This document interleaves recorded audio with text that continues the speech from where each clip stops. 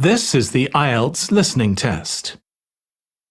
You will hear a number of different recordings, and you will have to answer questions on what you hear. There will be time for you to read the instructions and questions, and you will have a chance to check your work. Part 1.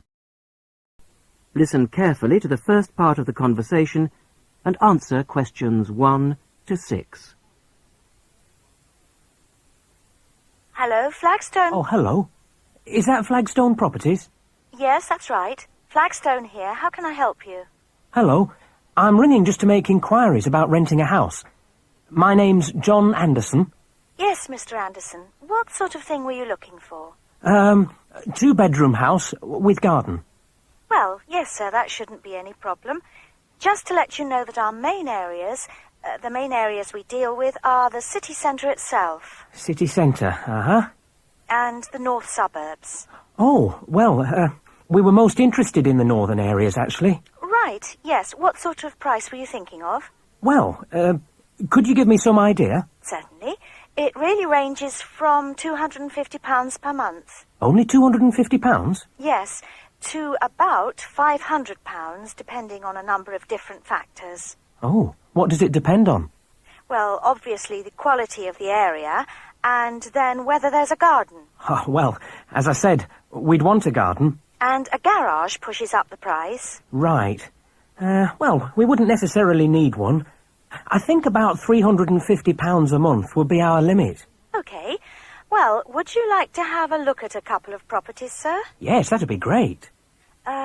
Looking at our files, I think we've got two which might suit you. Oh, hang on. I'll just get a pen.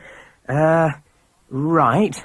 OK, well, there's one on West Park Road, which is £325 a month. Uh-huh. Are the bills included? Well, that one just includes the water bill. OK, right. And the second house is in Tithe Road. I'll just spell that for you, OK? Yep. Tithe Road. Yeah, got that. And how much is that one? That's £380. 380. Is that including water? No, I'm afraid not. But it does include the telephone rental. Oh, well, that's not too bad then. So... Before you hear the rest of the conversation, you have some time to look at questions 7 to 10.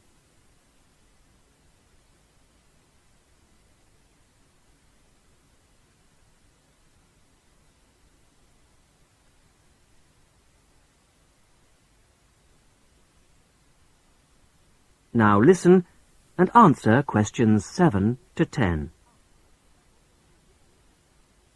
So when would you be available to see them? Well, I'll be in town next week, say Thursday. No, I'm sorry, we don't have any availability for Thursday.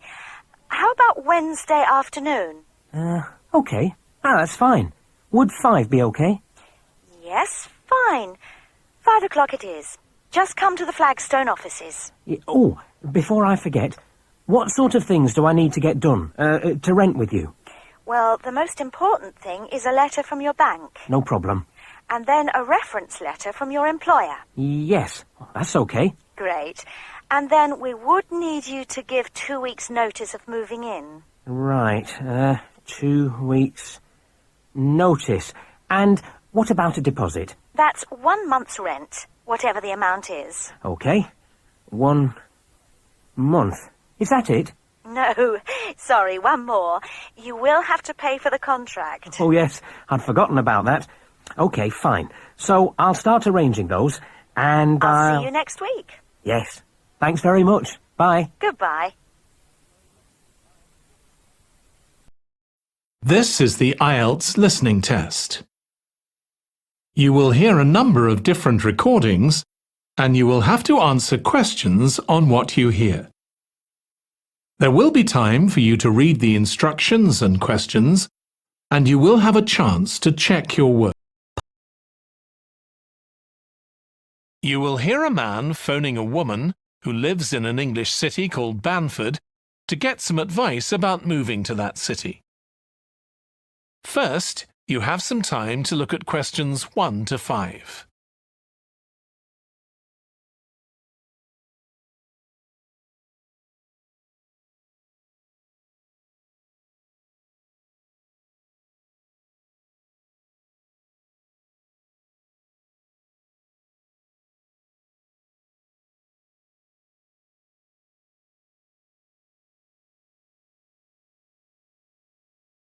You will see that there is an example that has been done for you. On this occasion only, the conversation relating to this will be played first. Hello, Linda speaking. Oh, hi, Linda. This is Matt Brooks. Alex White gave me your number. He said you'd be able to give me some advice about moving to Barford. Yes, Alex did mention you. How can I help? Well, first of all, which area to live in? Well, I live in Dalton, which is a really nice suburb. Not too expensive, and there's a nice park. Linda recommends a suburb called Dalton, so Dalton has been written in the space. Now we shall begin. You should answer the questions as you listen, because you will not hear the recording a second time. Listen carefully and answer questions 1 to 5. Hello, Linda speaking. Oh, hi, Linda. This is Matt Brooks. Alex White gave me your number. He said you'd be able to give me some advice about moving to Barford. Yes, Alex did mention you. How can I help? Well, first of all, which area to live in? Well, I live in Dalton, which is a really nice suburb. Not too expensive, and there's a nice park. Sounds good. Do you know how much it would be to rent a 2-bedroom flat there? Yeah, you should be able to get something reasonable for £850 per month. That's what people typically pay. You certainly wouldn't want to pay more than £900. That doesn't include bills or anything. No, that sounds all right. I'll definitely have a look there. Are the transport links easy from where you live? Well, I'm very lucky. I work in the city centre, so I don't have to use public transport. I go by bike. Oh, I wish I could do that. Is it safe to cycle around the city? Yes, it's fine. And it keeps me fit. Anyway, driving to work in the city centre would be a nightmare because there's hardly any parking. And the traffic during the rush hour can be bad. I'd be working from home, but I'd have to go to London 1 or 2 days a week. Oh, that's perfect. Getting to London is no problem. There's a fast train every 30 minutes, which only takes 45 minutes. That's good. Yeah, the train service isn't bad during the week, and they run quite late at night. It's weekends that are a problem. They're always doing engineering work, and you have to take a bus to Haddam and pick up the train there, which is really slow. But other than that, Barford's a great place to live. I've never been happier. Before you hear the rest of the conversation, you have some time to look at questions 6 to 10.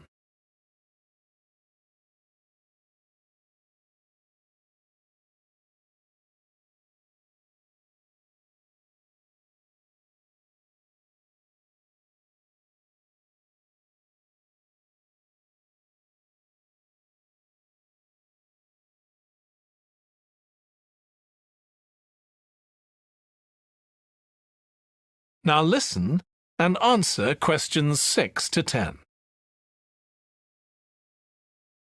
There are some nice restaurants in the city centre and a brand new cinema, which has only been open a couple of months. There's a good art centre too. Sounds like Barford's got it all. Yes, we're really lucky. There are lots of really good aspects to living here. The schools are good, and the hospital here is one of the best in the country. Everyone I know who's been there's had a positive experience. Oh, I can give you the name of my dentist too, in Bridge Street, if you're interested. I've been going to him for years, and I've never had any problems. Oh, okay, thanks. I'll find his number and send it to you. Thanks. That would be really helpful. Are you planning to visit Barford soon? Yes, my wife and I are both coming next week. We want to make some appointments with estate agents. I could meet you if you like and show you around. Are you sure? We'd really appreciate that. Either Tuesday or Thursday is good for me, after 5:30. Thursday's preferable. Tuesday, I need to get home before 6 p.m. OK. Great. Let me know which train you're catching, and I'll meet you in the cafe outside. You can't miss it. It's opposite the station and next to the museum. Brilliant. I'll text you next week then. Thanks so much for all the advice. No problem. I'll see you next week. That is the end of section 1. You now have half a minute to check your answers.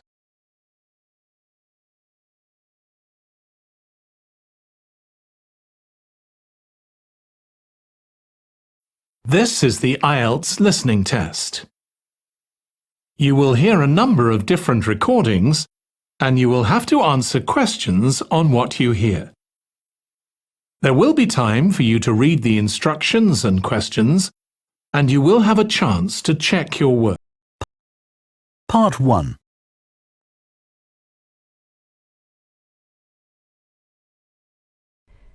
You will hear a telephone conversation between a woman who will soon move house and an employee of a telephone company. First, you have some time to look at questions 1 to 5.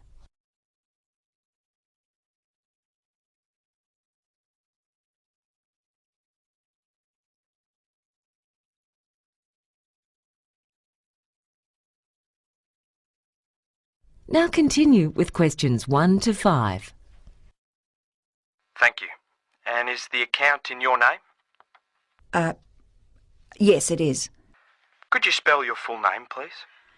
It's Penny Ryan. That's Pennyryan. Thank you. Now I just need to ask you a question for security purposes. I hope you don't mind, but could you tell me your date of birth, Ms. Ryan? No, I don't mind. It's the 24th of March, 1982. Right. And do you know yet the date on which you'll be moving? Yes, it's next Tuesday, the 16th of September. Thank you. Now, madam, can you tell me where you'll be moving to? My new address will be 18 King Street, Blacktown. Uh-huh. I can allocate you a new telephone number now if you like, though it won't be operational till you actually have it connected. Oh, that'd be really useful. I could tell my friends the new number even before I move. Do you have a pen and paper handy? Yes. Okay. Your new number will be 7690 3275. Great. Now, up until now, you've been receiving your telephone bills once a month. As a long-standing customer, you have the option of being billed only once every 3 months if you like. Oh, I'll stick with monthly bills. It just makes it easier for me to stay within my household budget. All right then. Before you hear the rest of the conversation, you have some time to look at questions 6 to 10.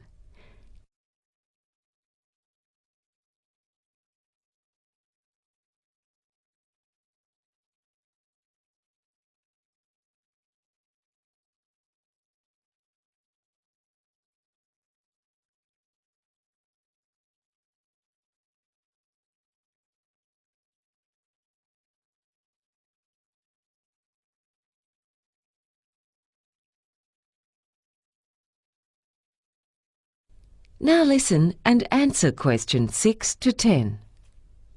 Now, Ms. Ryan, could you tell me which type of contract you are on with Atlantic Telephone Company? Is it Home Plus, Economy Saver, or Flexible Bundle? Let me think. I think I used to be on Home Plus, but then I got a mobile phone and I wasn't using my landline that much anymore, so I switched plans.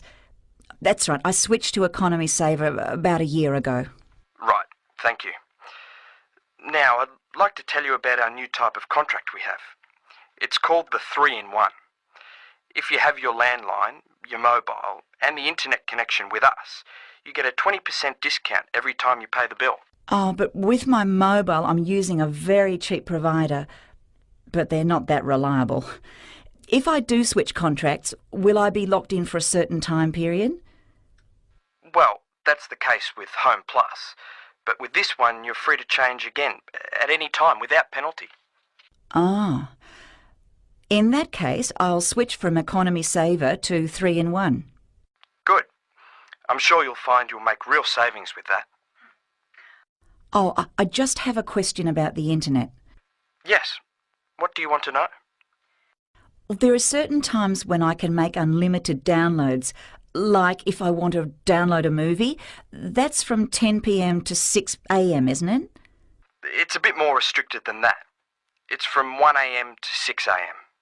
It turns out that the peak period of accessing large files is from 11 at night to 2 in the morning. Oh, well, that's interesting. There must be a lot of night owls. I suppose so. Now, do you mind if I ask you, what's the main type of phone call you make? Any information you give me will be kept confidential.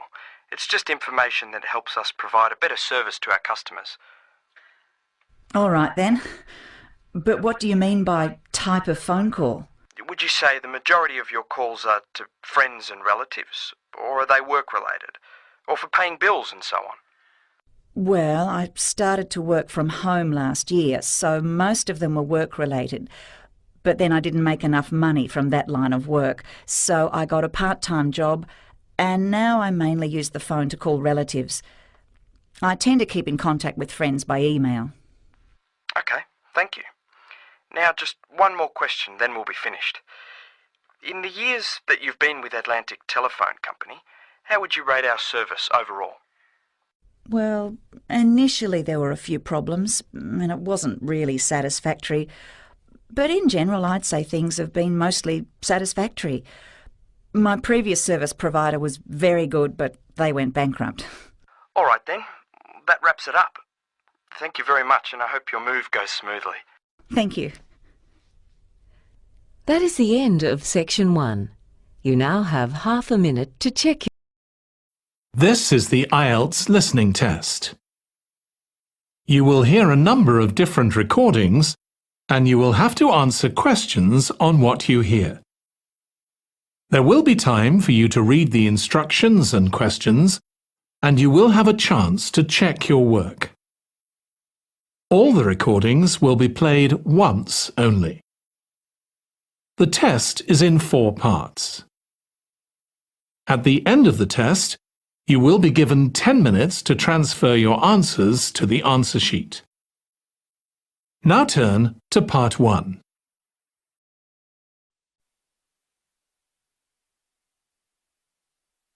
Part 1.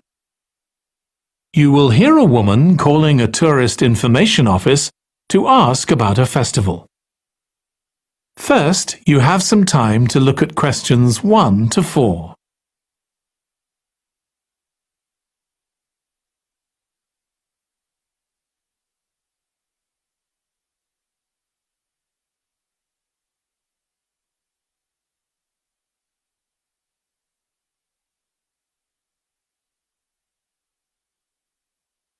Now listen carefully and answer questions 1 to 4. Good morning. You're through to the Tourist Information Office. Tim speaking. How can I help you? Oh, hello. Could you give me some information about next month's festival, please? My family and I will be staying in the town that week. Of course. Well, it starts with a concert on the afternoon of the 17th. Oh, I heard about that. The orchestra and singers come from the USA, don't they? They're from Canada. They're very popular over there. They're going to perform a number of well-known pieces that will appeal to children as well as adults. That sounds good. My whole family are interested in music. The next day, the 18th, there's a performance by a ballet company called Eustatis. Sorry? The name is spelt E-U-S-T-A-T-I-S.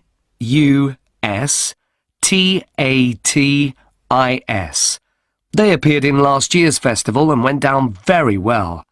Again, their programme is designed for all ages. Good. I expect we'll go to that. I hope there's going to be a play during the festival. A comedy, ideally. You're in luck. On the 19th and 20th, a local amateur group are performing one written by a member of the group. It's called Jemima. That'll be on in the town hall. They've already performed it 2 or 3 times. I haven't seen it myself, but the review in the local paper was very good. And is it suitable for children? Yes. In fact, it's aimed more at children than at adults. So both performances are in the afternoon.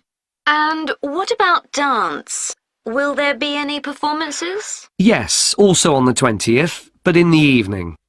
A professional company is putting on a show of modern pieces with electronic music by young composers. Uh-huh. The show is about how people communicate, or fail to communicate with each other, so it's got the rather strange name, Chat. I suppose that's because that's something we do both face-to-face and online. That's right.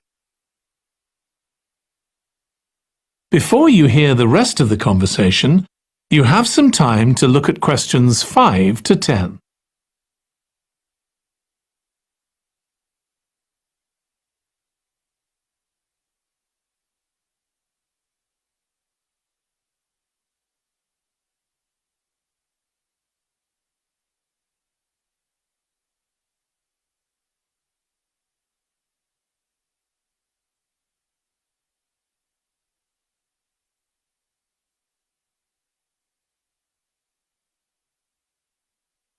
Now listen and answer questions 5 to 10.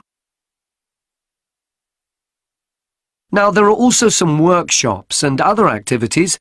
They'll all take place at least once every day, so everyone who wants to take part will have a chance. Good. We're particularly interested in cookery. You don't happen to have a cookery workshop, do you? We certainly do. It's going to focus on how to make food part of a healthy lifestyle. And it'll show that even sweet things like cakes can contain much less sugar than they usually do. That might be worth going to.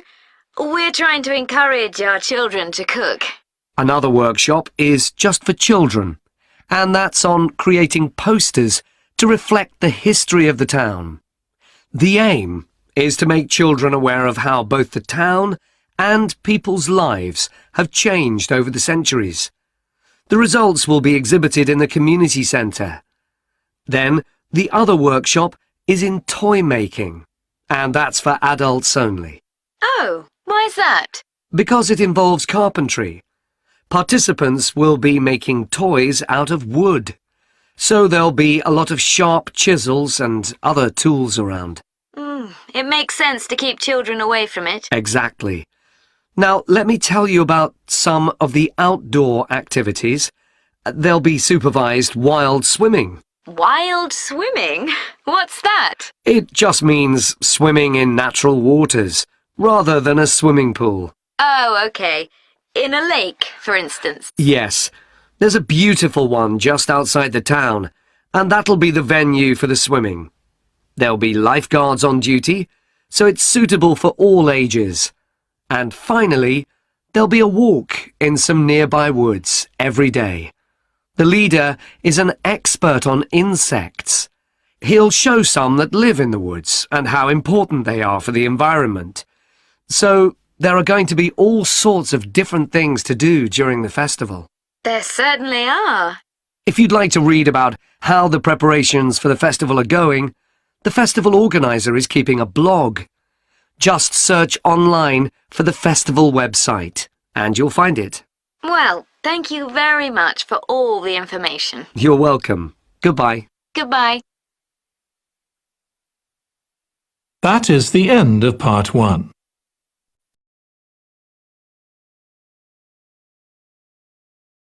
This is the Ielts listening test.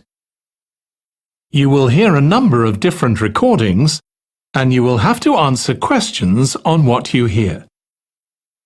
There will be time for you to read the instructions and questions, and you will have a chance to check your work. All the recordings will be played once only. The test is in 4 parts. At the end of the test, you will be given 10 minutes to transfer your answers to the answer sheet. Now turn to part 1.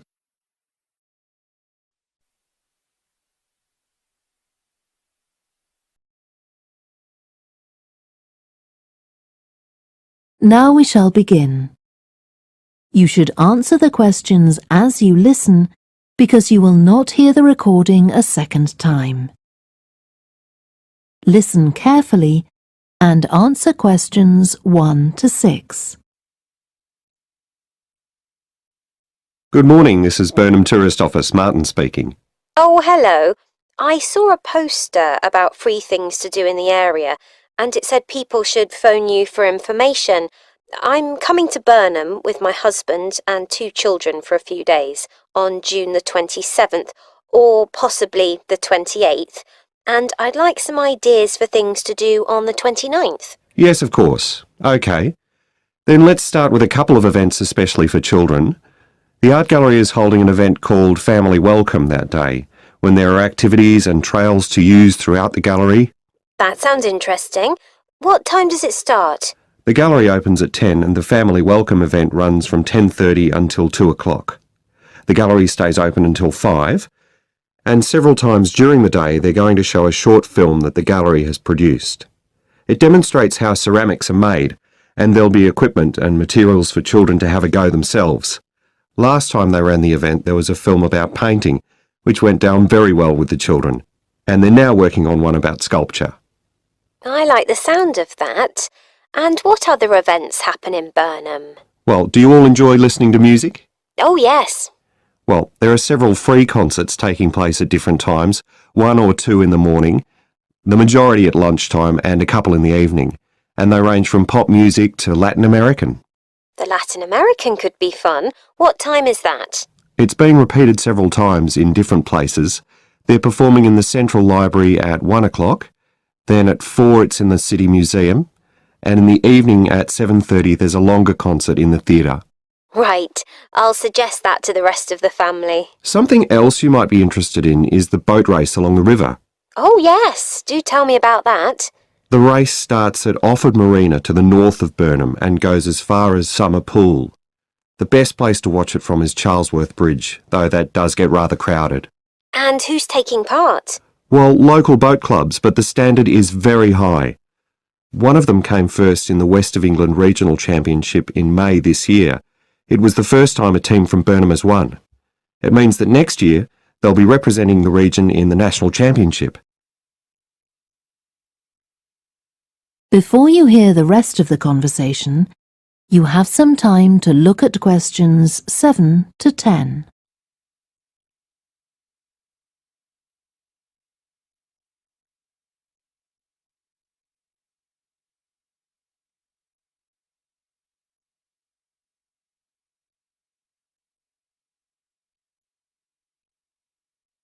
Now listen and answer questions 7 to 10.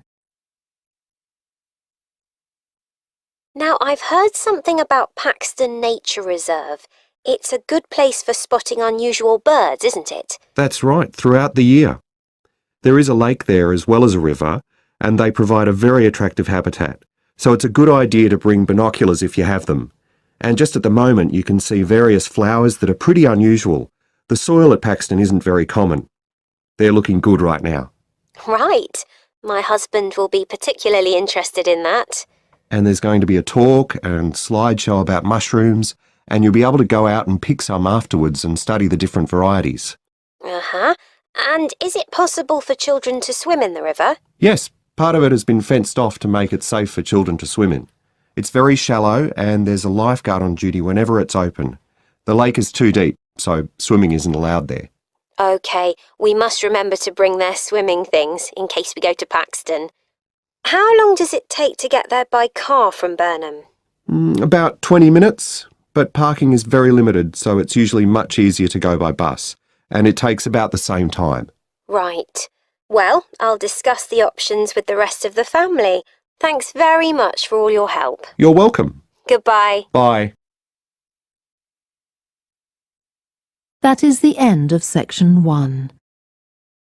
You now have half a minute to check your answers.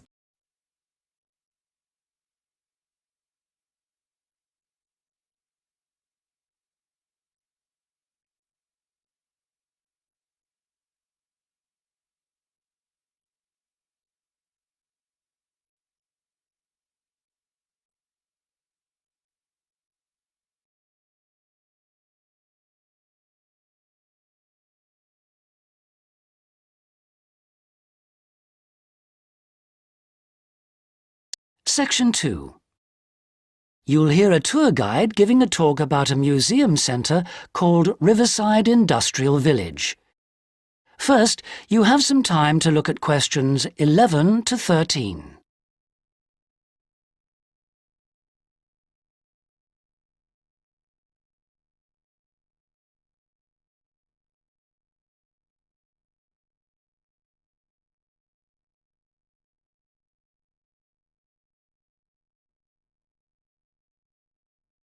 Now listen carefully and answer questions 11 to 13.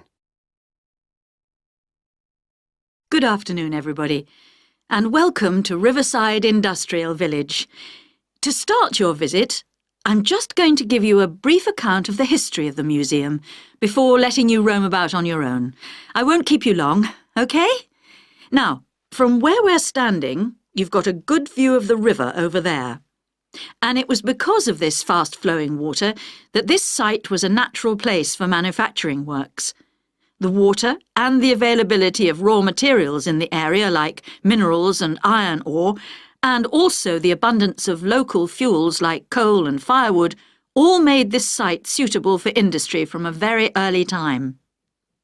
Water was the main source of power for the early industries, and some of the water wheels were first established in the 12th century, would you believe?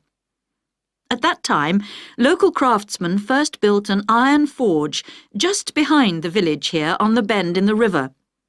By the 17th and 18th centuries, the region's rivers supported more than 160 water mills, and many of these continued to operate well into the 19th century.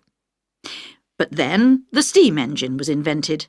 And then the railways came, and the centres of industry were able to move away from the rivers and the countryside and into the towns. So industrial villages like this one became very rare. So, that's the history for you. If you'd like any more information, you can ask me some questions, or you can read further in our excellent guidebook. Before you hear the rest of the talk, you have some time to look at questions 14 to 20.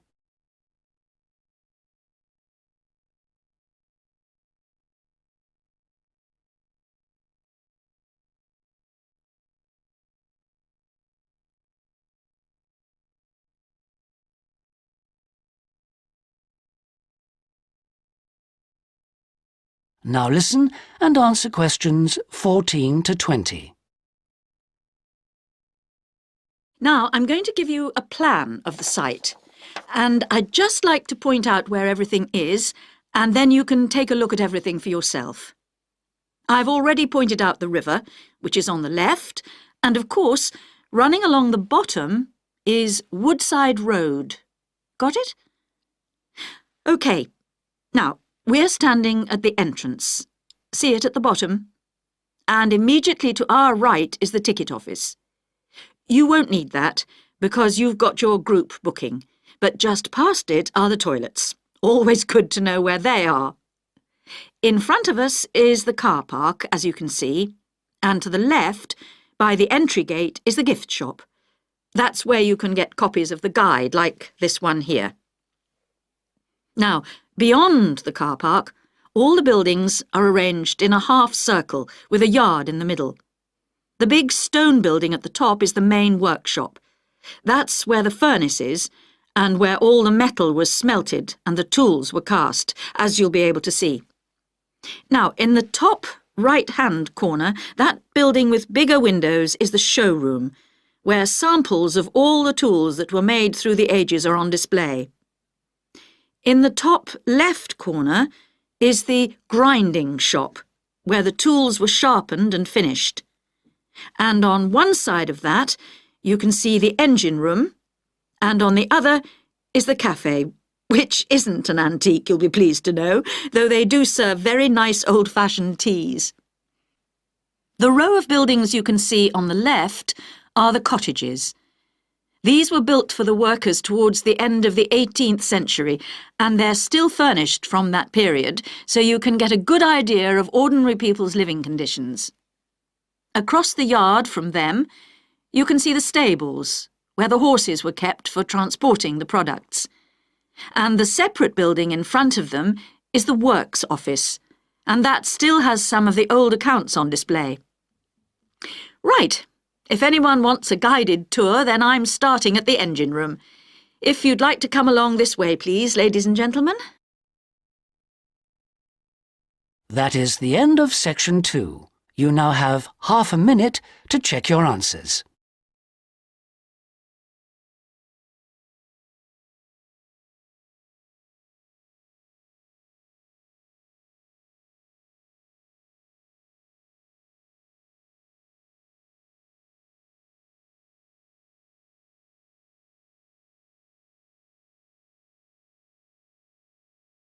Now listen carefully and answer questions 11 to 14.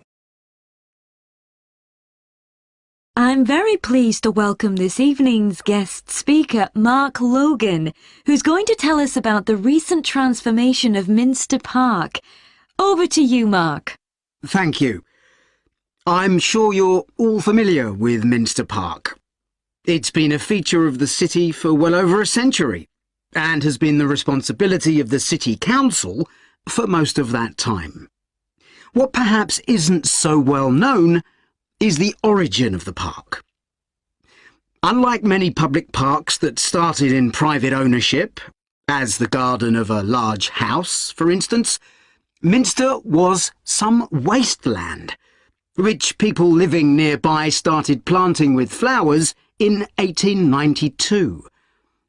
It was unclear who actually owned the land, and this wasn't settled until 20 years later, when the council took possession of it. You may have noticed the statue near one of the entrances. It's of Diane Gosforth, who played a key role in the history of the park.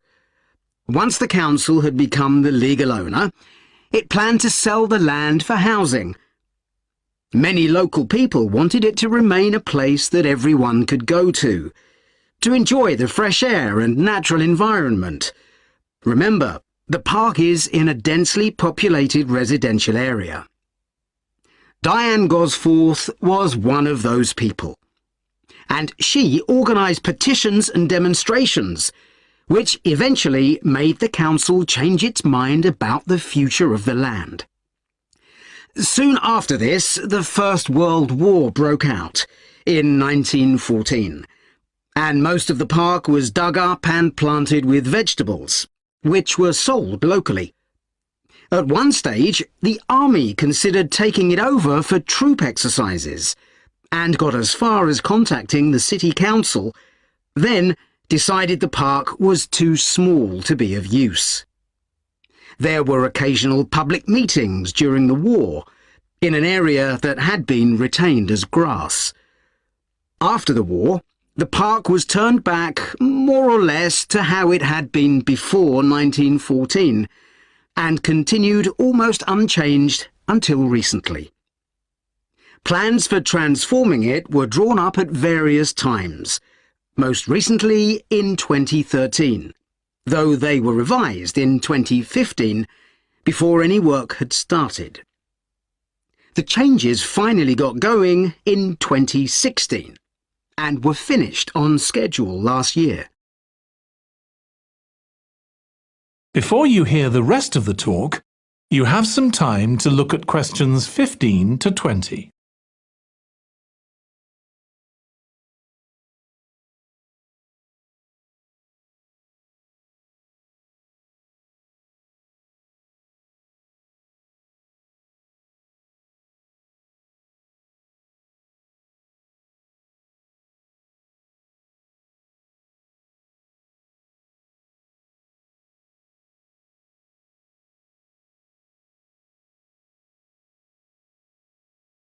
Now listen and answer questions 15 to 20.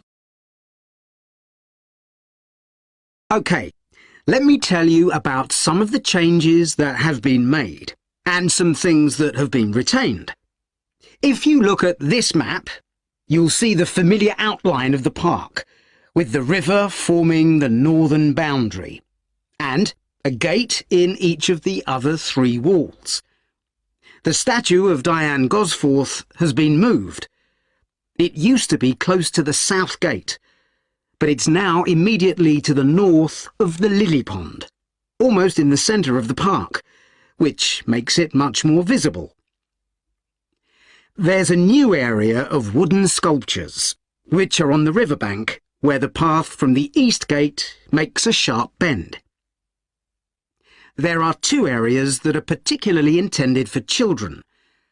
The playground has been enlarged and improved, and that's between the river and the path that leads from the pond to the river. Then there's a new maze, a circular series of paths separated by low hedges. That's near the west gate. You go north from there towards the river and then turn left to reach it. There have been tennis courts in the park for many years, and they've been doubled, from 4 to 8. They're still in the southwest corner of the park, where there's a right-angle bend in the path. Something else I'd like to mention is the new fitness area. This is right next to the lily pond on the same side as the west gate. Now, as you're all gardeners, I'm sure you'll like to hear about the plants that have been chosen for the park. That is the end of part 2. You now have 30 seconds to check your answers to part 2.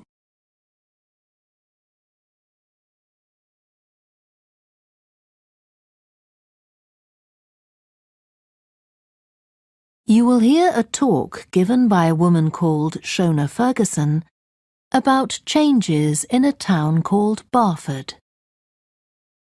First, you have some time to look at questions 11 to 15.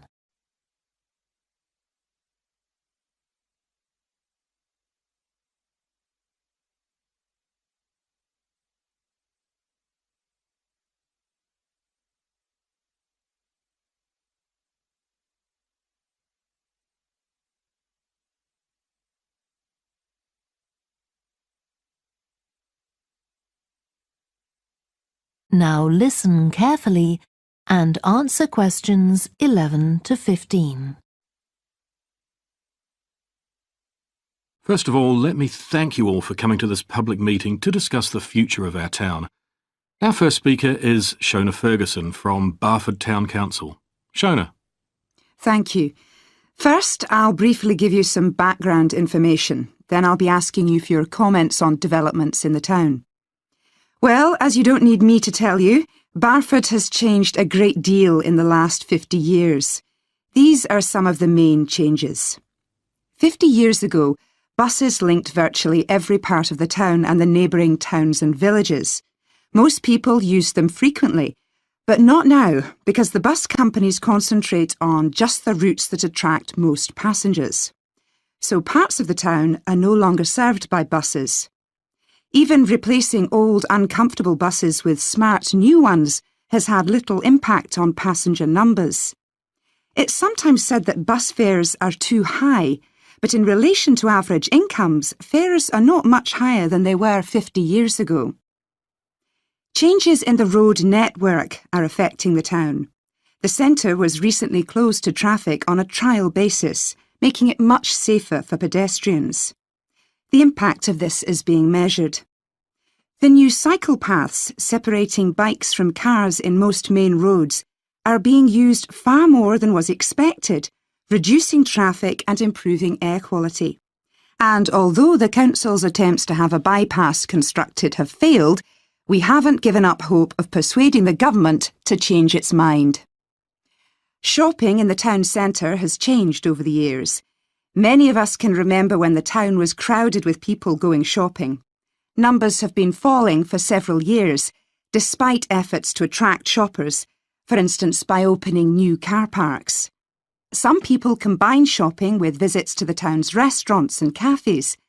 Most shops are small independent stores, which is good, but many people prefer to use supermarkets and department stores in nearby large towns, as there are so few well-known chain stores here. Turning now to medical facilities. The town is served by family doctors in several medical practices, fewer than 50 years ago, but each catering for far more patients. Our hospital closed 15 years ago, which means journeys to other towns are unavoidable. On the other hand, there are more dentists than there used to be. Employment patterns have changed along with almost everything else. The number of schools and colleges has increased, making that the main employment sector. Services such as website design and accountancy have grown in importance, and surprisingly perhaps, manufacturing hasn't seen the decline that has affected it in other parts of the country. Before you hear the rest of the talk, you have some time to look at questions 16 to 20.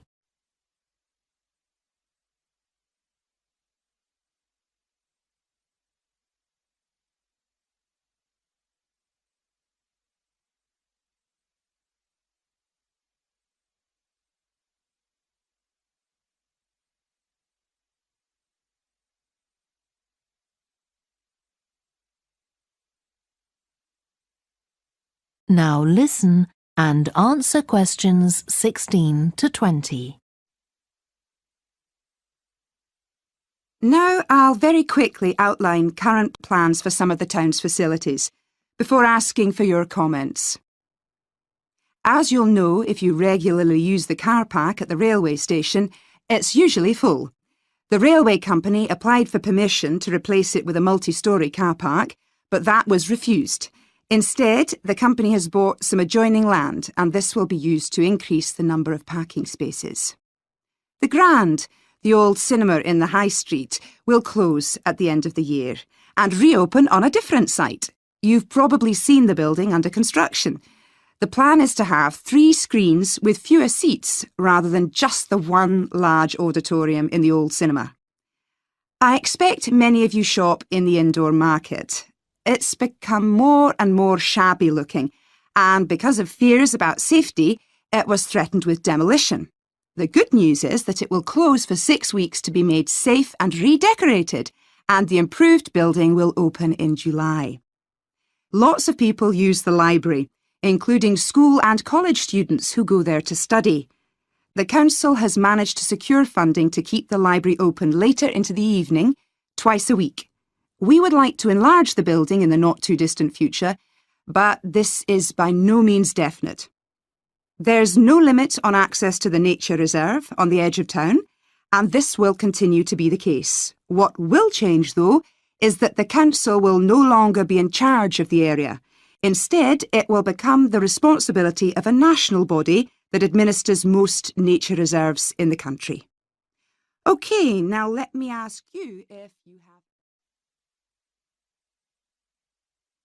That is the end of section 2. You now have half a minute to check your answers.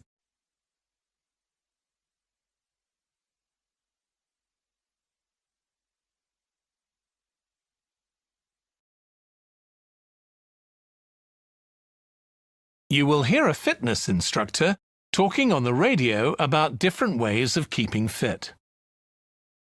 First, you have some time to look at questions 11 to 16.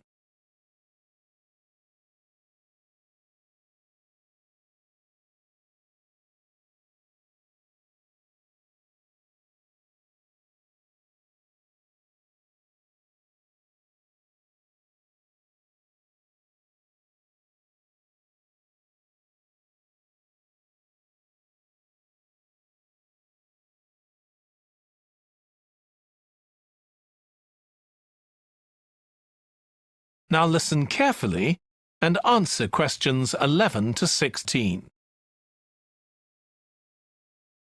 So, if you're one of those people who hasn't found the perfect physical activity yet, here are some things to think about which might help you make the right decision for you. The first question to ask yourself is whether you would enjoy training in a gym. Many people are put off by the idea of having to fit a visit to the gym into their busy day. You often have to go very early or late, as some gyms can get very crowded. But with regular training, you'll see a big difference in a relatively short space of time. Running has become incredibly popular in recent years. That's probably got a lot to do with the fact that it's a very accessible form of exercise. Anyone can run, even if you can only run a few meters to begin with. But make sure you get the right shoes. It's worth investing in a high-quality pair, and they don't come cheap. Another great thing about running is that you can do it at any time of day or night. The only thing that may stop you is snow and ice. Swimming is another really good way to build fitness. What attracts many people is that you can swim in an indoor pool at any time of year. On the other hand, it can be quite boring or solitary. It's hard to chat to people while you're swimming lengths. Cycling has become almost as popular as running in recent years. That's probably because, as well as improving their fitness, many people say being out in the fresh air in a park or in the countryside can be fun. Provided the conditions are right, of course. Only fanatics go out in the wind and rain. Yoga is a good choice for those of you looking for exercise which focuses on developing both a healthy mind and body. It's a good way of building strength, and with the right instructor, there's less chance of hurting yourself than with other more active sports. But don't expect to find it easy. It can be surprisingly challenging, especially for people who aren't very flexible. Getting a personal trainer is a good way to start your fitness program.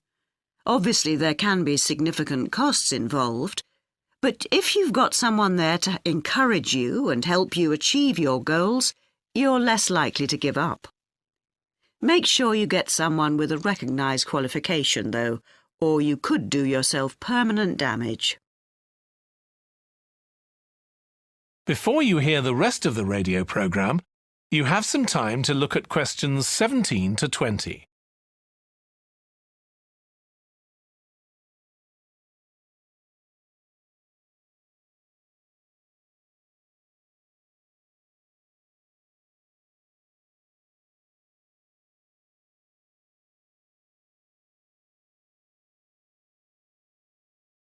Now listen and answer questions 17 to 20.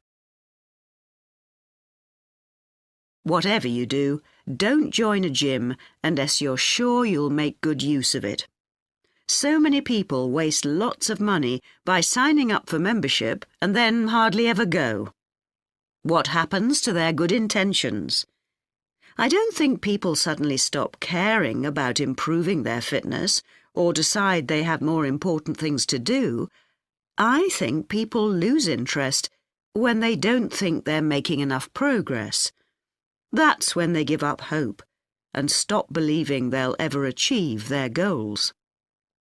Also, what people sometimes don't realise when they start is that it takes a lot of determination and hard work to keep training week after week, and lots of people don't have that kind of commitment. One thing you can do to help yourself is to set manageable goals. Be realistic and don't push yourself too far. Some people advise writing goals down, but I think it's better to have a flexible approach. Give yourself a really nice treat every time you reach one of your goals. And don't get too upset if you experience setbacks. It's a journey. There are bound to be difficulties along the way. That is the end of section 2. You now have half a minute to check your answers.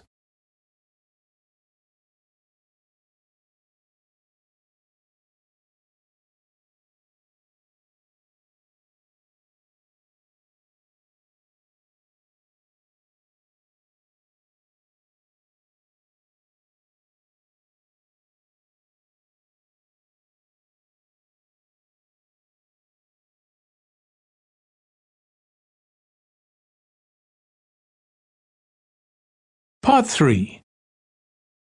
You will hear two students of English called Kathy and Graham planning a display on 19th century British life and literature for a university event. First, you have some time to look at questions 21 to 24.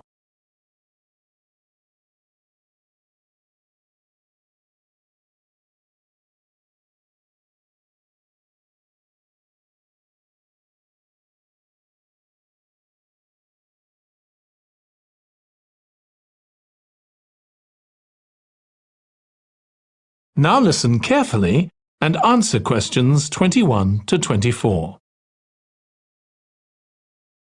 OK, Graham, so let's check we both know what we're supposed to be doing. OK.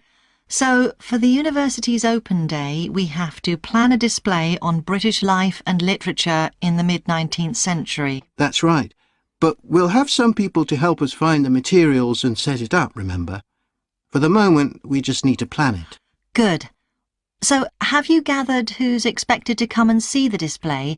Is it for the people studying English or students from other departments? I'm not clear about it. Nor me. That was how it used to be, but it didn't attract many people, so this year it's going to be part of an open day to raise the university's profile. It'll be publicised in the city to encourage people to come and find out something of what goes on here. And it's included in the information that's sent to people who are considering applying to study here next year. Presumably, some current students and lecturers will come? I would imagine so. But we've been told to concentrate on the other categories of people. Right. We don't have to cover the whole range of 19th century literature, do we? No, it's entirely up to us. I suggest just using Charles Dickens. That's a good idea. Most people have heard of him and have probably read some of his novels or seen films based on them. So that's a good lead-in to life in his time. Exactly. And his novels show the awful conditions that most people had to live in, don't they? He wanted to shock people into doing something about it. Did he do any campaigning other than writing? Yes, he campaigned for education and other social reforms and gave talks. But I'm inclined to ignore that and focus on the novels. Yes, I agree. Before you hear the rest of the discussion, you have some time to look at questions 25 to 30.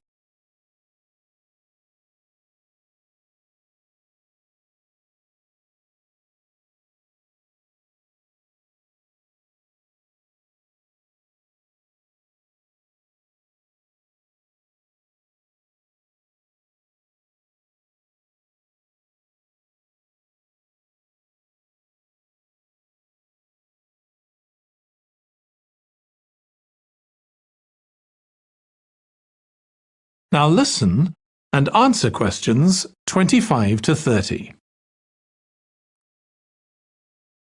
OK, so now shall we think about a topic linked to each novel?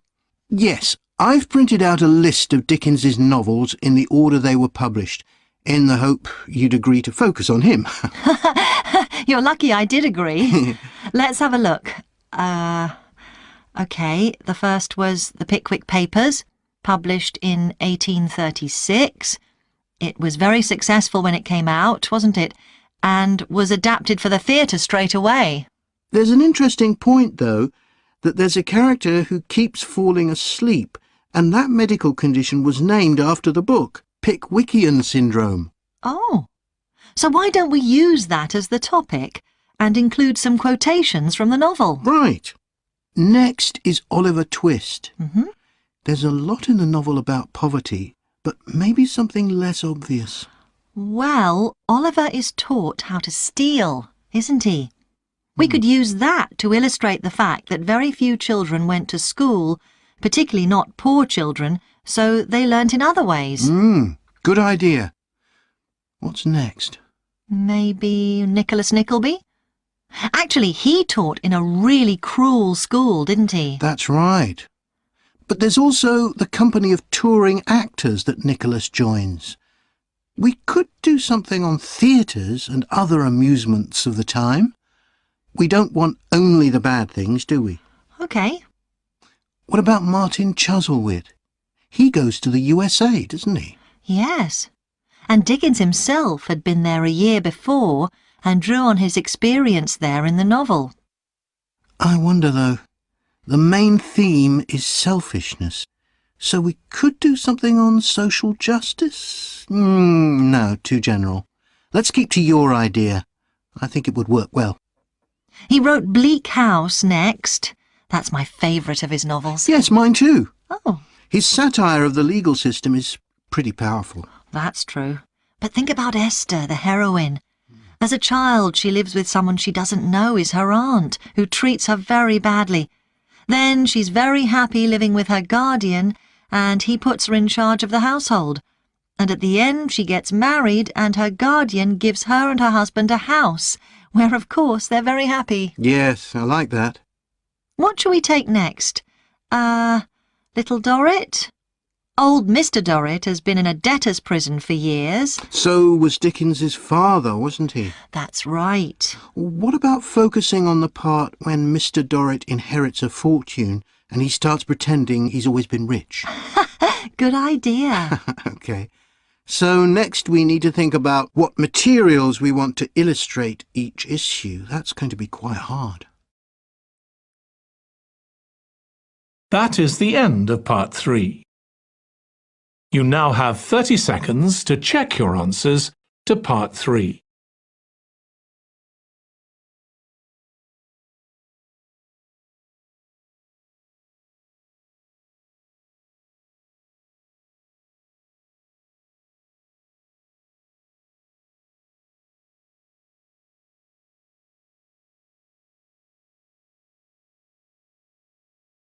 Section 3. You will hear a discussion among 3 students who are organising an international film festival at their college. First, you have some time to look at questions 21 to 24.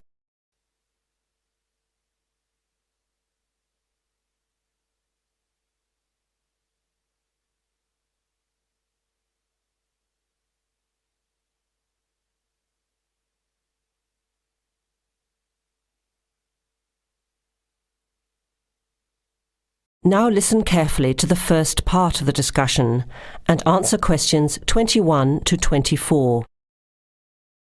Thanks for coming to this meeting on such short notice, Anna and Veronica. It looks like we have just become the organising committee for this year's International Film Festival. We've all just met, so perhaps we should start by an introduction with a bit of background from each of us. OK, I'm Anna. I finished 3 years of a languages degree in Sweden, where I come from. This year I decided to study overseas to get to know a different part of the world. I'm also a big fan of European cinema, especially French and Italian. Those are the languages I majored in, along with English. To me, film is a great way to learn about the rest of the world. I was in the film club at my university, so when I saw the notice asking for volunteers, I thought it would be a good way to meet people and get involved in something I really enjoy. Thanks, Anna. My name is Veronica and I come from Italy. I'm doing graduate studies in English literature. I went to some of the films in the festival last year and enjoyed them. I especially liked the video interviews. That was when I decided to get involved. I used to do film reviews for our student newspaper back home. Hi, I'm Chris from Scotland and I'm in 4th year journalism. Cinema is my hobby. Last year I joined the organising committee just like you have now, and somehow this year I've ended up in charge.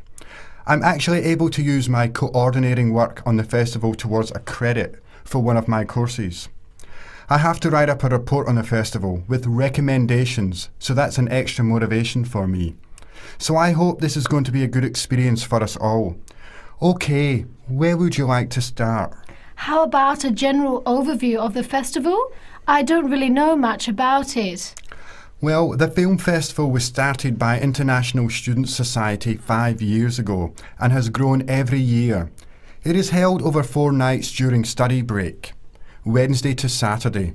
Normally we show 3 films a night. Last year we tried to choose films from different parts of the world that fit together in some way, maybe a similar theme. Or we could feature a type of film like action films or science fiction. Now you have some time to look at questions 25 to 30.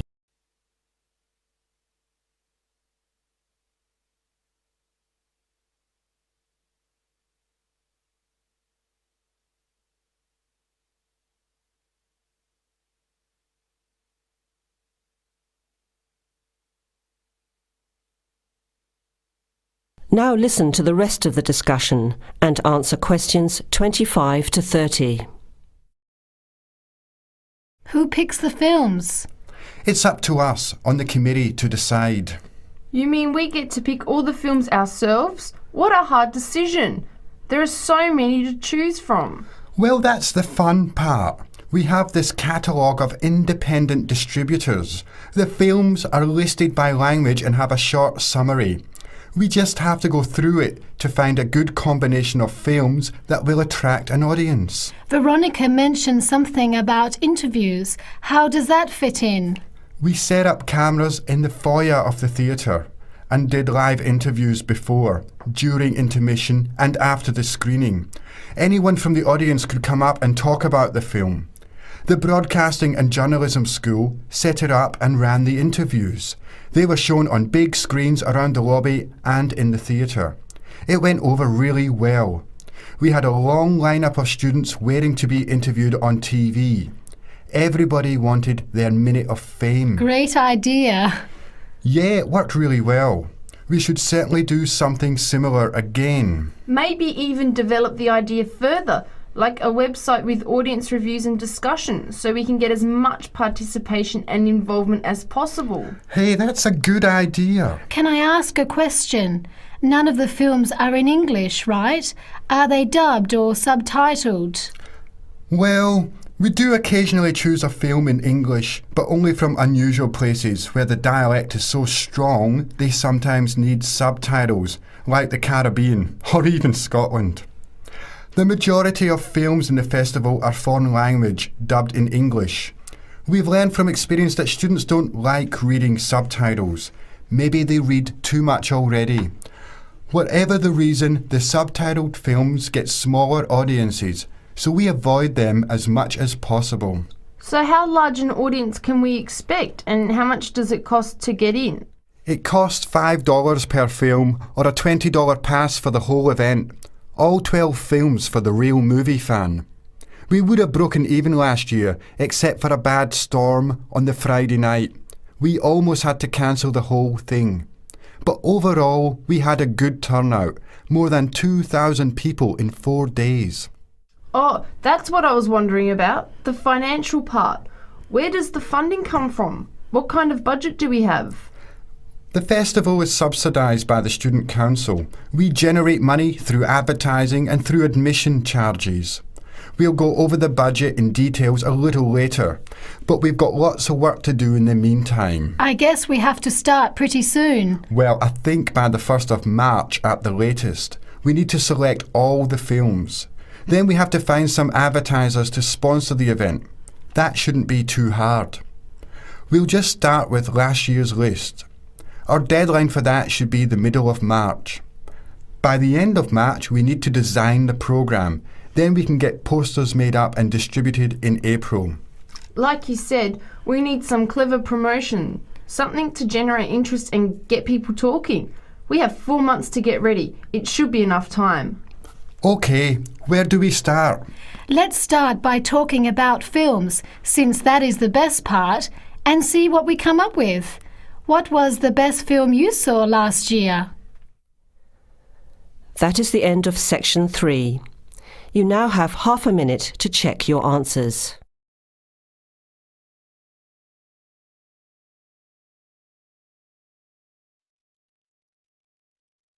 Now turn to section 3.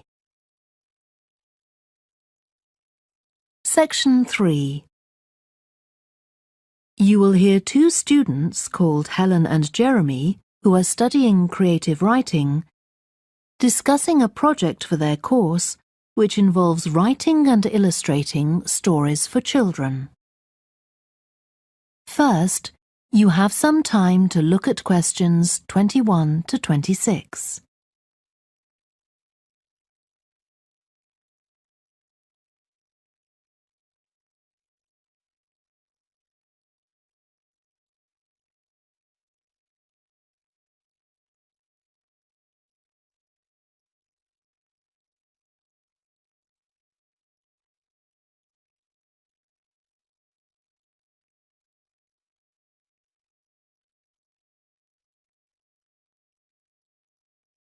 Now listen carefully and answer questions 21 to 26.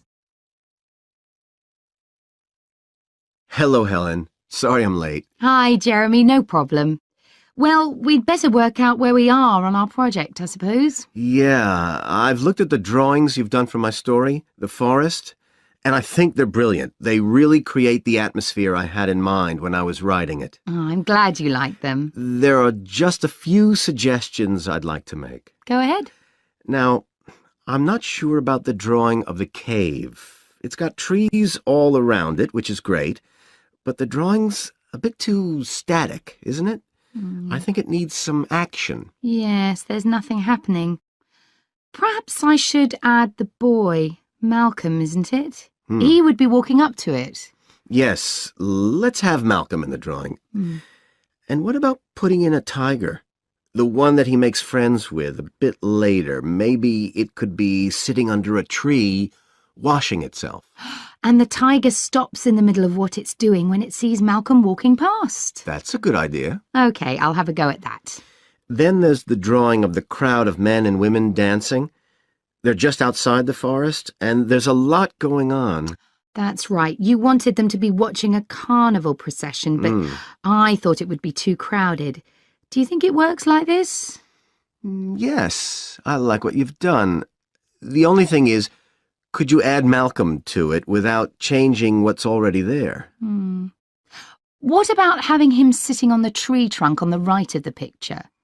Yes, that would be fine. And do you want him watching the other people? No, he's been left out of all the fun, so I'd like him to be crying. That'll contrast nicely with the next picture, where he's laughing at the clowns in the carnival. Right, I'll do that. And then the drawing of the people ice skating in the forest. I wasn't too happy with that one. Because they're supposed to be skating on grass, aren't they? That's right, and it's frozen over. At the moment, it doesn't look quite right. I see what you mean. I'll have another go at that. And I like the wool hats they're wearing. Maybe you could give each of them a scarf as well? Yeah, that's easy enough. They can be streaming out behind the people to suggest they're skating really fast. Great. Well, that's all on the drawings. Right. So you've finished writing your story, and I just need to finish illustrating it, and my story and your drawings are done. Before you hear the rest of the discussion, you have some time to look at questions 27 to 30.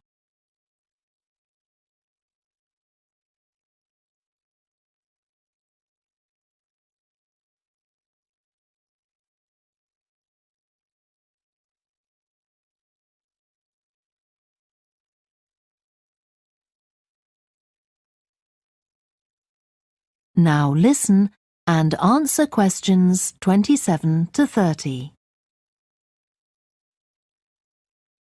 So, the next thing is to decide what exactly we need to write about in the report that goes with the stories, and how we're going to divide the work. Right, Helen.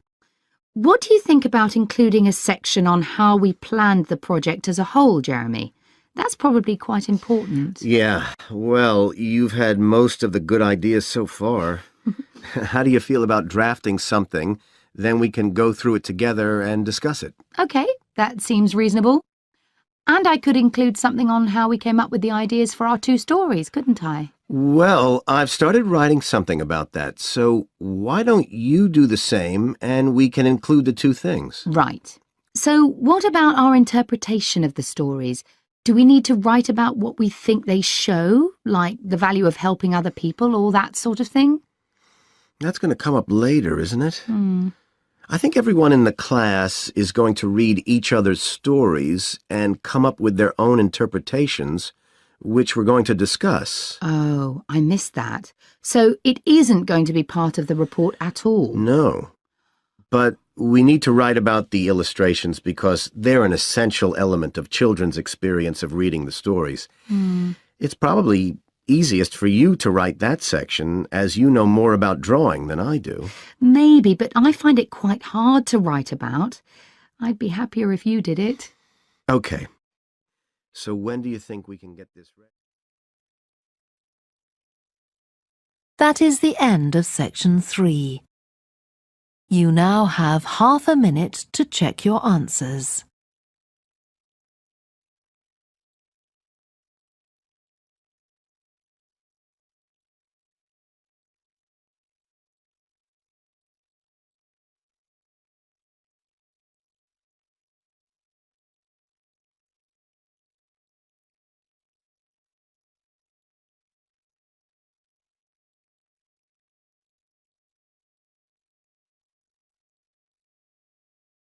You will hear a textile design student called Jim discussing his project on using natural dyes for colouring fabrics with his tutor. Now listen carefully and answer questions 21 to 24. OK, Jim, you wanted to see me about your textile design project. That's right. I've been looking at how a range of natural dyes can be used to colour fabrics like cotton and wool. Why did you choose that topic? Well, I got a lot of useful ideas from the museum, at that exhibition of textiles. But I've always been interested in anything to do with colour. Years ago, I went to a carpet shop with my parents when we were on holiday in Turkey, and I remember all the amazing colours. They might not all have been natural dyes. Maybe not, but for the project, I decided to follow it up. And I found a great book about a botanic garden in California that specialises in plants used for dyes. OK, so in your project, you had to include a practical investigation. Yeah. At first I couldn't decide on my variables. I was going to just look at one type of fibre, for example, like cotton. And see how different types of dyes affected it? Yes. Then I decided to include others as well. So I looked at cotton and wool and nylon. With just one type of dye? Various types, including some that weren't natural, for comparison. OK. So I did the experiments last week. I used some ready-made natural dyes. I found a website which supplied them. They came in just a few days, but I also made some of my own. That must have taken quite a bit of time. Yes. I thought it'd just be a matter of a teaspoon or so of dye, and actually that wasn't the case at all. Like, I was using one vegetable, a beetroot, for a red dye, and I had to chop up a whole pile of it. So it all took longer than I'd expected. One possibility is to use food colourings. I did use one. That was a yellow dye, an artificial one. Tartrazine? Yeah, I used it on cotton first. It came out a great colour. But when I rinsed the material, the colour just washed away. I'd been going to try it out on nylon, but I abandoned that idea. Were you worried about health issues? I thought if it's illegal food colouring, it must be safe. Well, it can occasionally cause allergic reactions, I believe. Now listen and answer questions 25 to 30. So what natural dyes did you look at? Well, one was turmeric. The colour's great. It's a really strong yellow. It's generally used in dishes like curry. It's meant to be quite good for your health when eaten, but you might find it's not permanent when it's used as a dye. A few washes and it's gone. Right. I used beetroot as a dye for wool. When I chop up beetroot to eat, I always end up with bright red hands. But the wool ended up just a sort of watery cream shade. Disappointing. There's a natural dye called Tyrian purple. Have you heard of that? Yes. It comes from a shellfish, and it was worn in ancient times, but only by important people, as it was so rare. I didn't use it. It fell out of use centuries ago, though one researcher managed to get hold of some recently. But that shade of purple can be produced by chemical dyes nowadays. Did you use any black dyes? Logwood. That was quite complicated. I had to prepare the fabric so the dye would take. I hope you were careful to wear gloves. Yes, I know the danger with that dye. Good, it can be extremely dangerous if it's ingested. Now, presumably you had a look at an insect-based dye, like cochineal, for example. Yes, I didn't actually make that. I didn't have time to start crushing up insects to get the red colour, and anyway, they're not available here. But I managed to get the dye quite easily from a website. But it cost a fortune. I can see why it's generally just used in cooking and in small quantities. Yes, it's very effective, but that's precisely why it's not used as a dye. I also read about using metal oxide.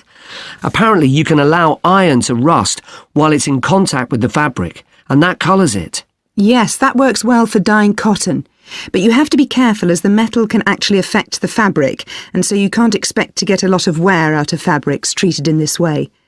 And the colours are quite subtle. Not everyone likes them. Anyway, it looks as if you've done a lot of work. That is the end of section 3. You now have half a minute to check your answers. You'll hear the beginning of one lecture in a series of lectures about crime. First, you have some time to look at questions 31 to 40.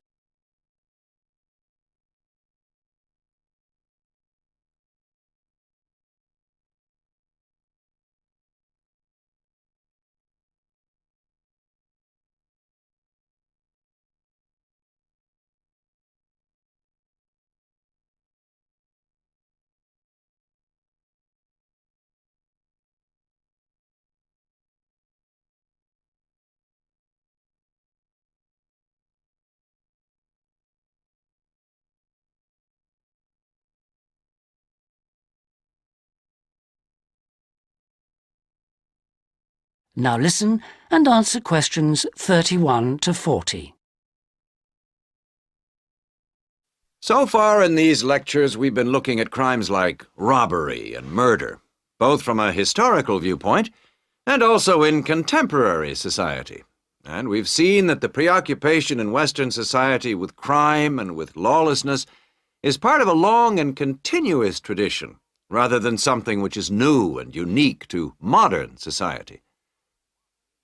But over the past 70 years or so, there has been a massive increase in one type of crime, which is what's known as corporate crime.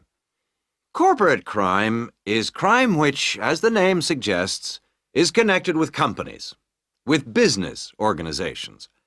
It includes illegal acts of either individuals or a group within the company. But what is important is that these acts are normally in accordance with the goals of the company. They're for the good of the company rather than the individual. It's been defined as, quote, crime which is committed for the corporate organization, the company, not against it, unquote. So crimes like theft by employees, things like embezzlement or fraud against one's actual employer are excluded according to this definition. The employees may be involved, but they're acting in the first place for the company. They may not even realize they're committing a crime. Or they may realize, but they feel it's excusable because it's policy. Or because otherwise they may lose their jobs. So here really we're talking about the links between power and crime. Now this is one area that much less is generally known about than conventional or traditional crime. It has been relatively ignored by the mass media. For example, it tends to be underreported in comparison with conventional crime in news broadcasts, and in crime serials and films and so on. They very rarely deal with corporate crime. And it also tends to be ignored in academic circles. There's been far more research on conventional crime, and far more data is available. There are several reasons for this lack of interest in corporate crime compared with other types of crime. It's often very complex, whereas with conventional crime, it's usually possible to follow what's going on without specialist knowledge. As well as this, whereas conventional crime usually has a lot of human interest, corporate crime often has much less. The third reason, and possibly the most significant one, is that very often the victims are unaware.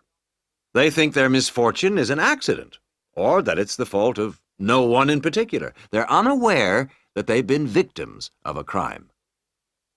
So when we look at the effects of corporate crime, we may find it's very difficult to assess the costs. But these costs can be very considerable in both their economic and social aspects.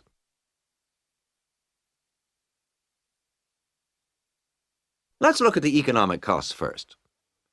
For example, if a company is producing fruit juice, and it dilutes its product so that it's just a little below the concentration it should be, many millions of people may be paying a small amount extra for their carton of orange juice. Now, small amounts like this may seem insignificant for individual customers, too small to worry about. But for the company, this deception might result in massive illegal profit.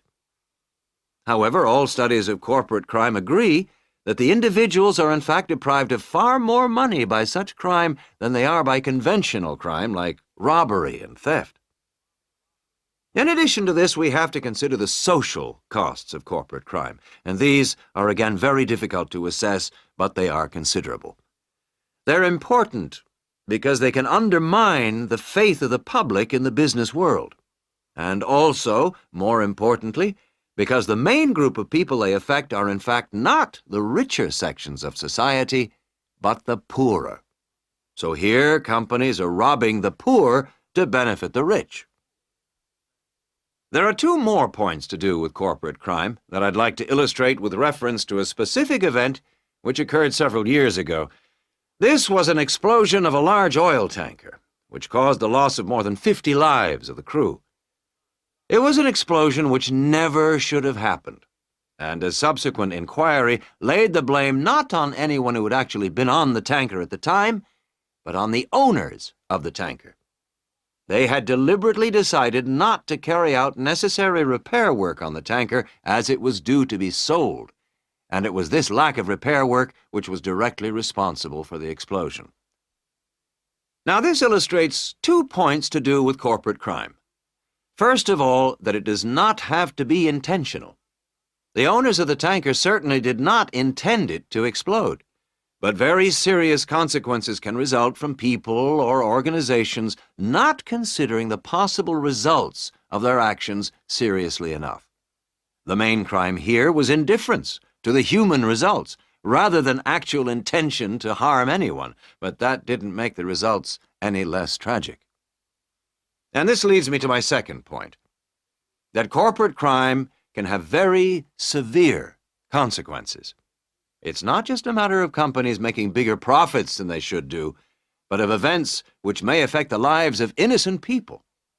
And yet very often, companies, because they say they didn't intend to harm anyone, can avoid taking responsibility for the results of their actions, and that has been a very dangerous loophole in the law. Now, a further example of corporate crime was that That is the end of section 4. You now have half a minute to check your answers. Section 4. You will hear part of a biology lecture about an animal called the sleepy lizard that is common in parts of Australia. First, you have some time to look at questions 31 to 40.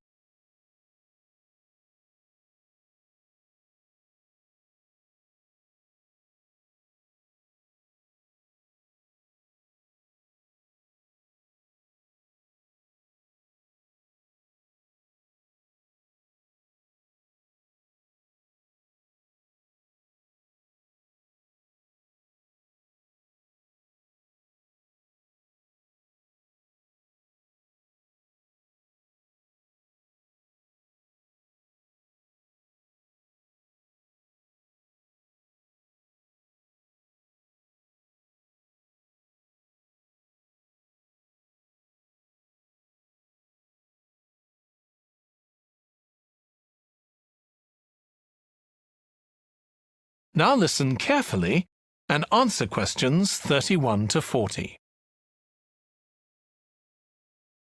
Last week we started looking at reptiles, including crocodiles and snakes.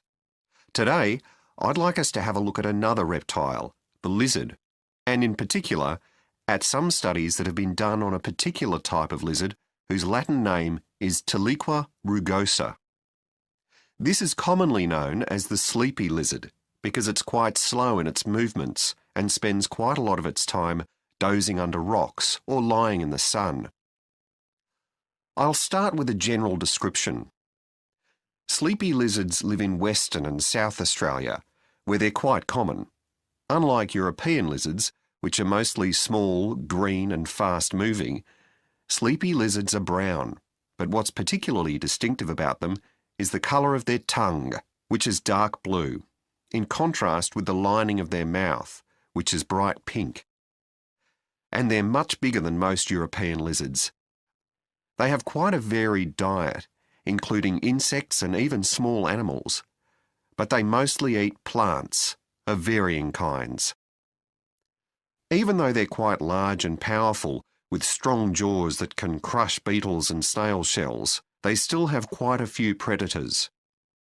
Large birds like cassowaries were one of the main ones in the past, but nowadays they're more likely to be caught and killed by snakes. Actually, another threat to their survival isn't a predator at all, but is man-made. Quite a large number of sleepy lizards are killed by cars when they're trying to cross highways.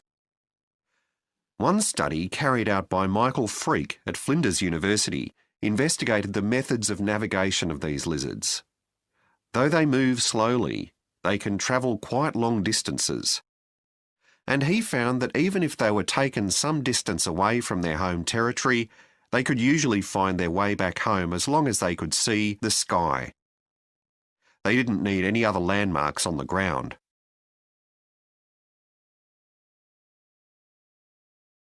Observations of these lizards in the wild have also revealed that their mating habits are quite unusual.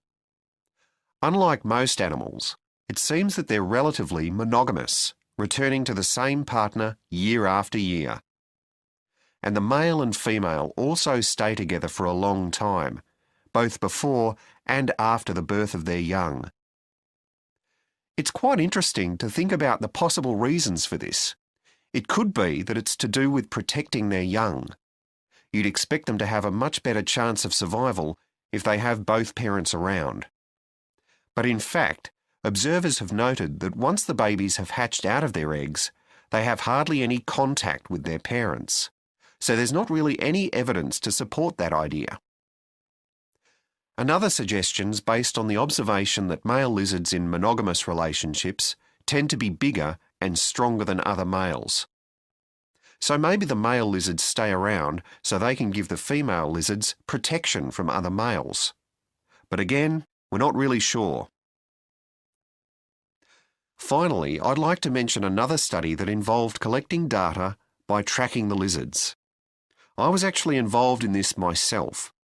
So we caught some lizards in the wild and we developed a tiny GPS system that would allow us to track them, and we fixed this onto their tails. Then we set the lizards free again, and we were able to track them for 12 days and gather data, not just about their location, but even about how many steps they took during this period. One surprising thing we discovered from this is that there were far fewer meetings between lizards than we expected. It seems that they were actually trying to avoid one another. So why would that be? Well, again, we have no clear evidence, but one hypothesis is that male lizards can cause quite serious injuries to one another. So maybe this avoidance is a way of preventing this, of self-preservation, if you like. But we need to collect a lot more data before we can be sure of any of this. That is the end of section 4. You now have half a minute to check your answers.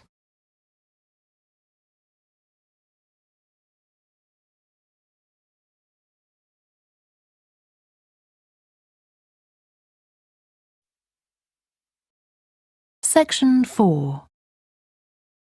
You will hear part of a lecture to business students about the use of one particular type of research known as ethnography. First, you have some time to look at questions 31 to 40.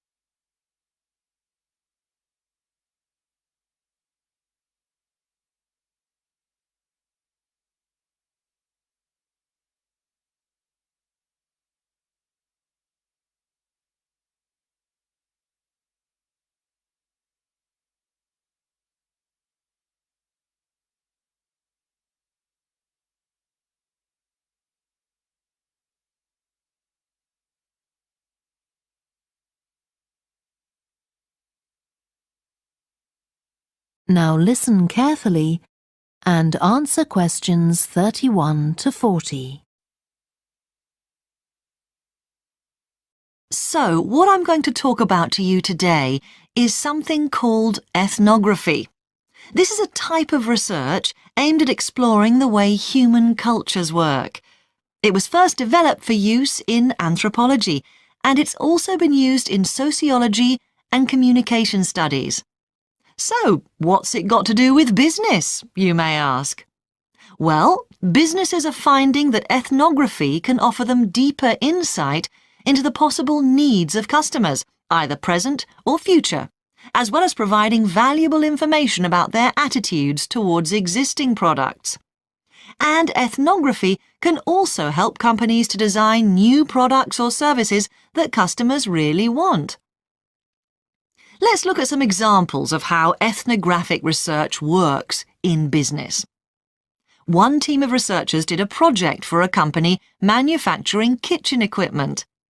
They watched how cooks used measuring cups to measure out things like sugar and flour. They saw that the cooks had to check and recheck the contents because although the measuring cups had numbers inside them, the cooks couldn't see these easily. So a new design of cup was developed to overcome this problem, and it was a top seller. Another team of ethnographic researchers looked at how cell phones were used in Uganda, in Africa.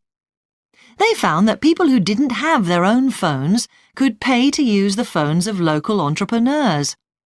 Because these customers paid in advance for their calls, they were eager to know how much time they'd spent on the call so far. So the phone company designed phones for use globally with this added feature. Ethnographic research has also been carried out in computer companies. In one company, IT systems administrators were observed for several weeks. It was found that a large amount of their work involved communicating with colleagues in order to solve problems, but that they didn't have a standard way of exchanging information from spreadsheets and so on. So, the team came up with an idea for software that would help them to do this.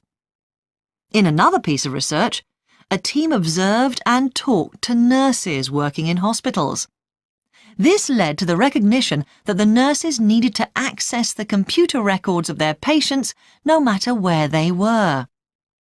This led to the development of a portable computer tablet that allowed the nurses to check records in locations throughout the hospital. Occasionally, research can be done even in environments where the researchers can't be present. For example, in one project done for an airline, respondents used their smartphones to record information during airline trips, in a study aiming at tracking the emotions of passengers during a flight.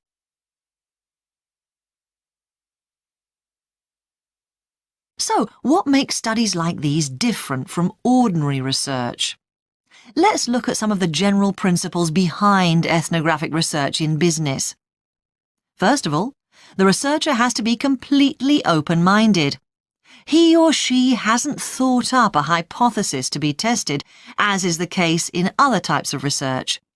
Instead, they wait for the participants in the research to inform them.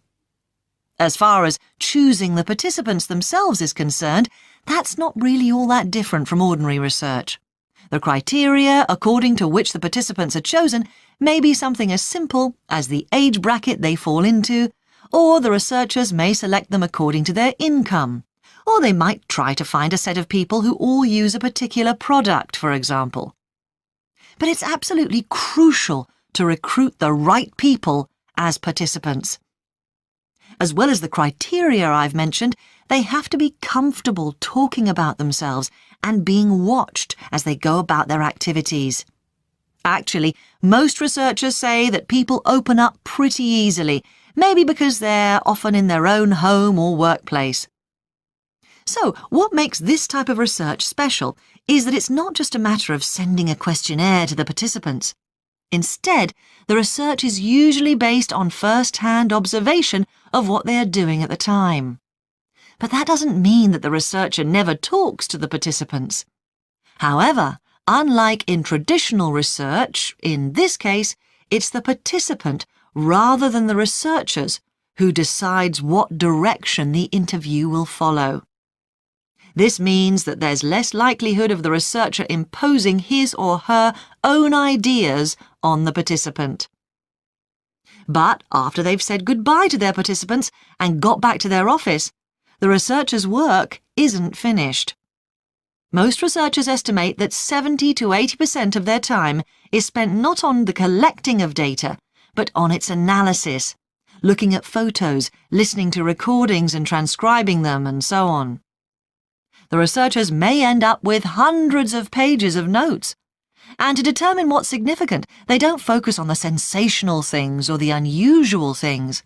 Instead, they try to identify a pattern of some sort in all this data and to discern the meaning behind it.